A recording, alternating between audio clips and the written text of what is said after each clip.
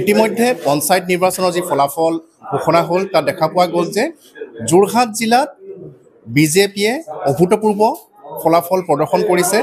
কংগ্ৰেছ বিধ্বস্তপ্ৰায় হৈছে।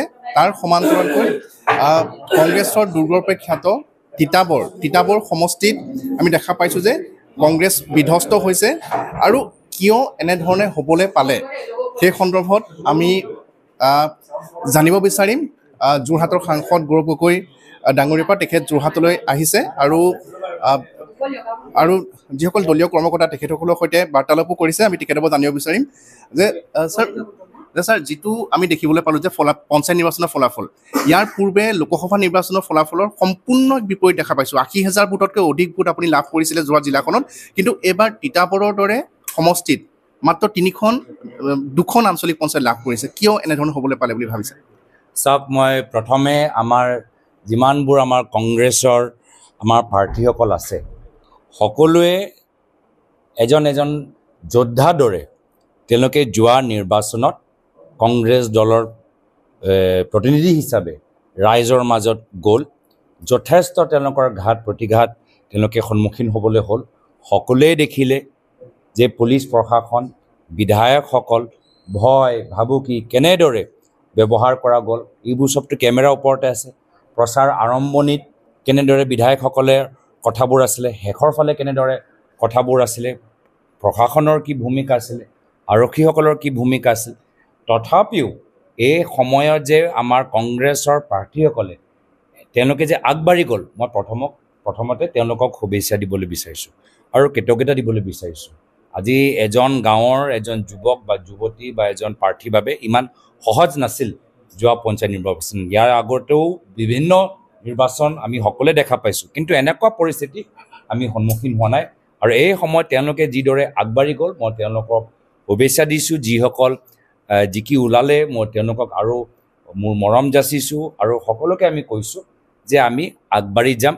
আৰু আপোনালোকৰ এই প্ৰশ্নতে উত্তৰ লুকাই আছে যে ৰাজনীতিত কোনো এটা পৰিস্থিতি সদায় কাৰণে স্থিৰ নাথাকে। 1 বছৰ আগত ইয়াত আমাৰ উজনি অসমত পৰিৱেশটো বেলেগ আছিল। 1 বছৰ পিছত আজি বৰ্তমানৰ সময়ত পৰিৱেশটো বেলেগ। অহা বছৰ যে আকৌ সলনি হ'ব পাৰে এইটোতো ইয়াত আমি প্ৰমাণ পাই গ'লোঁ। যিহেতু 1 বছৰ ভিতৰতে আপোনালোকৰ কোৱাৰ দৰে য'ত আমি বিভিন্ন পঞ্চায়তত আমি লোকসভা সময়ত আমি জয়লাভ কৰিলোঁ, আজি 1 বছৰ পিছত ৰাজনৈতিক পৰিস্থিতি সলনি হৈছে।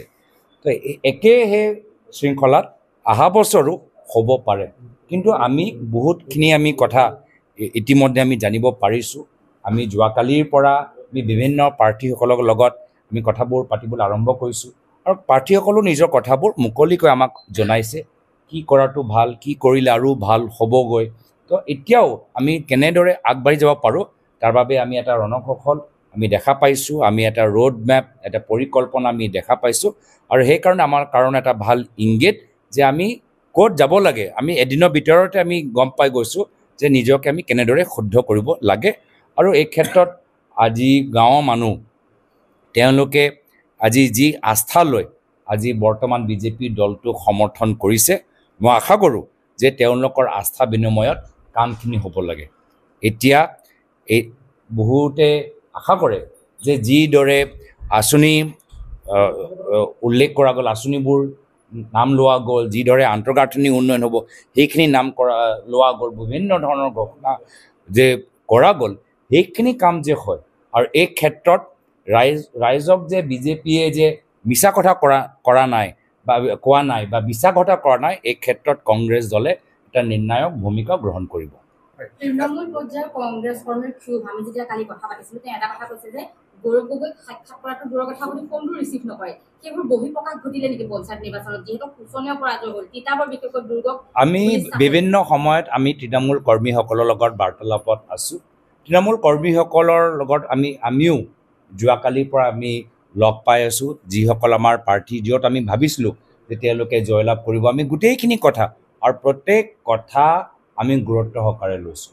আমি নিজকে কেনেদৰে আৰু শুদ্ধ কৰিব লাগে, আমি সাংগঠনিকভাৱে কেনেদৰে শুদ্ধ কৰিব লাগে, আমি তললৈ কোনকেইটা বিষয়ৰ ওপৰত বেছি জোৰ দিব লাগে, ৰাইজৰ মাজত কিদৰে হেঁচা প্ৰয়োগ কৰা গ'ল, আঁচনিৰ আজি কেনেদৰে তাৰ ৰাজনীতিকৰণ কৰা গ'ল, প্ৰশাসনৰ কেনেদৰে ৰাজনীতিকৰণ কৰা গ'ল গোটেই আমি ভালদৰে এটা সমীক্ষা আমি কৰি আছোঁ আৰু যোৱাকালিৰ পৰা মই দেখা পাইছোঁ যে আমাৰ কৰ্মীসকলৰ পৰা যি বাৰ্তা পাইছোঁ যে তেওঁলোকে হাৰ মানি লোৱা নাই, তেওঁলোকে এতিয়াও মানে নিষ্ঠাৰে ৰাইজৰ মাজত থাকিবলৈ বিচাৰে।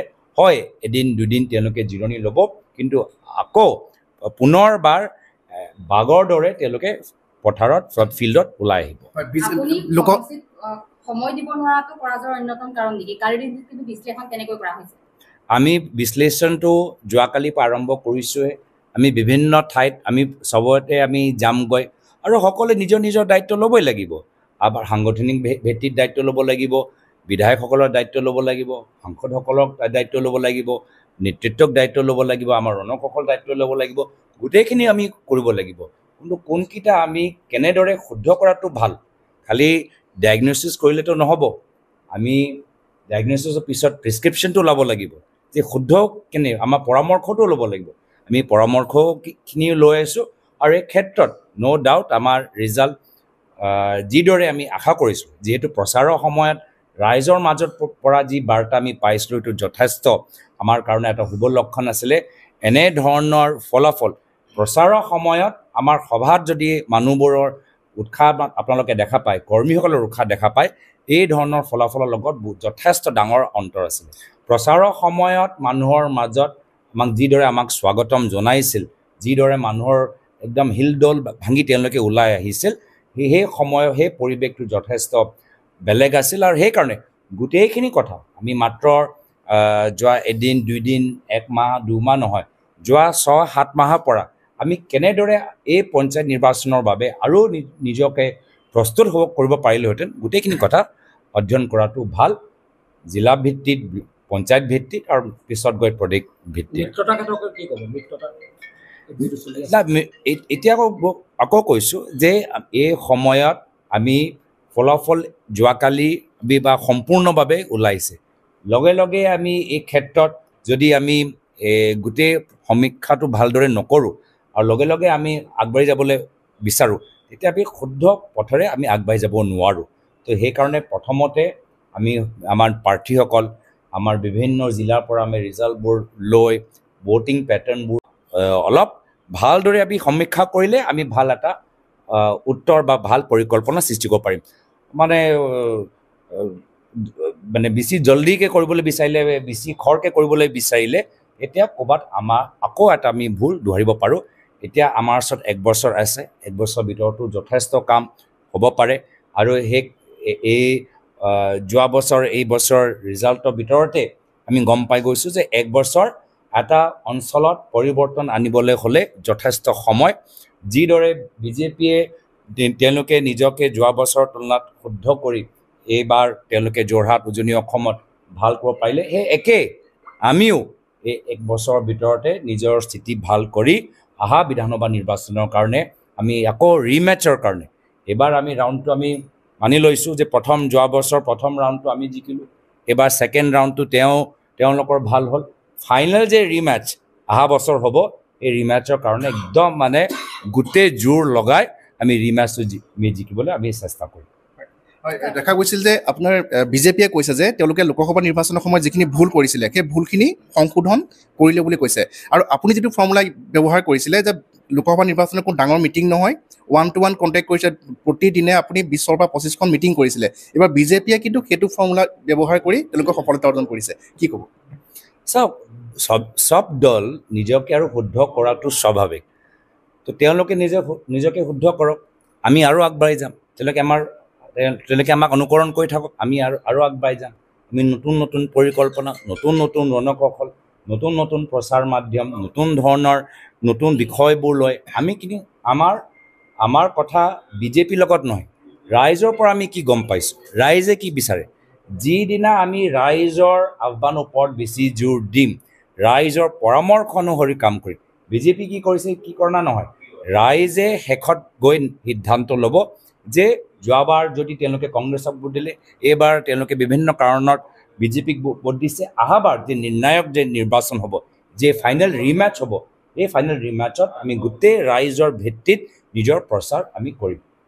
ৰাইজে যেতিয়া ৰাইজৰ কথা যেতিয়া কৈছে, ৰাইজে অৰুণোদয় পাইছে, ৰেচন কাৰ্ড পাইছে, ৰাইজে বিচাৰিছিলে যে ভাৰতে পাকিস্তান আক্ৰমণ কৰক, সেয়াও আক্ৰমণ কৰিলে। গতিকে ৰাইজৰ যিমানবোৰ আকাংক্ষা আছে যেন বিজেপি চৰকাৰে যেন পূৰণ কৰিছে, তাৰে প্ৰতিফলন এতিয়া নিৰ্বাচনত আমি দেখিবলৈ পাইছোঁ, বা ২৬ৰ নিৰ্বাচনতো এইখিনিয়ে প্ৰভাৱ পেলাব বুলি ভাবে নেকি?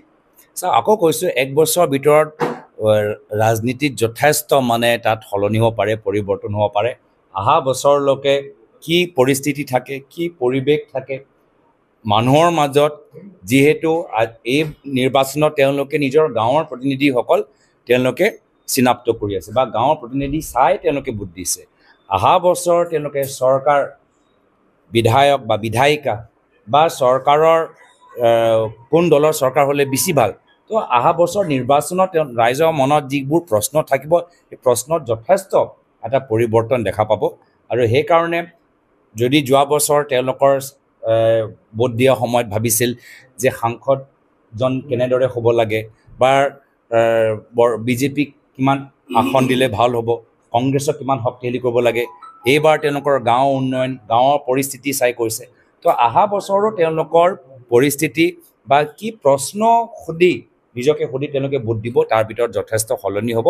আৰু সেইকাৰণে মই ৰাইজৰ বিবেকটো যথেষ্ট সন্মান কৰোঁ, আৰু মই আশাবাদী যে আমি ৰাইজৰ বিবেকৰ ওপৰত নিৰ্ভৰ কৰি এটা ভাল কাম আৰু নিজকে শুদ্ধ কৰিবলৈ, সংশোধন কৰিবলৈ অহা 1 বছৰৰ ভিতৰত যথেষ্ট সময় আমি কৰিব পাৰিম।